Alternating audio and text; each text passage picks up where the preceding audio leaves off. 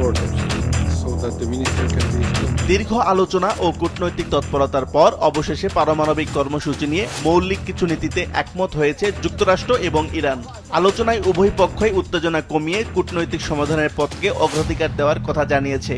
دیگری رو برای دور سوم در نظر بگیریم এটি একটি ইতিবাচক অগ্রগতি, তবে বাস্তবায়নের ক্ষেত্রে পারস্পরিক আস্থা গড়ে তোলা সবচেয়ে বড় চ্যালেঞ্জ হবে। باید انجام بشه البته هنوز জেনেভায় পরোক্ষ আলোচনার পর ইরানের পররাষ্ট্রমন্ত্রী আব্বাস আরাকচি জানান, এই সংক্রান্ত আরও কাজ বাকি আছে।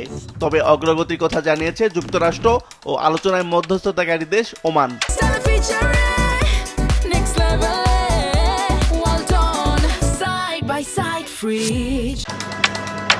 ইরানের কর্মকর্তারা জানিয়েছেন তাদের পারমাণবিক কর্মসূচি সম্পূর্ণ শান্তিপূর্ণ উদ্দেশ্যে পরিচালিত হচ্ছে। অন্যদিকে যুক্তরাষ্ট্র জোর দিচ্ছে আন্তর্জাতিক তদারকি ও স্বচ্ছতার উপর, বিশেষ করে আন্তর্জাতিক পরমাণু শক্তি সংস্থার প্রদর্শন নিশ্চিত করতে। বিশ্লেষকদের মতে এই সমঝোতা চূড়ান্ত চুক্তির পথকে আরও প্রশস্ত করতে পারে, তবে এখনও কিছু গুরুত্বপূর্ণ বিষয়ে মতপার্থক্য রয়ে গেছে, বিশেষ করে নিষেধাজ্ঞা প্রত্যাহার ও পরিদর্শন ব্যবস্থার প্রশ্নে। এই সমঝোতা বাস্তবায়িত হলে মধ্যপ্রাচ্যে ভূ রাজনীতিতে নতুন ভারসাম্য তৈরি হতে পারে বলে ধারণা করা হচ্ছে। আন্তর্জাতিক সম্প্রদায়ের নজর এখন পরবর্তী আনুষ্ঠানিক চুক্তি ও তার কার্যকারিতার দিকে। আসিফ আল আমিন, মাছরাঙা নিউজ শো।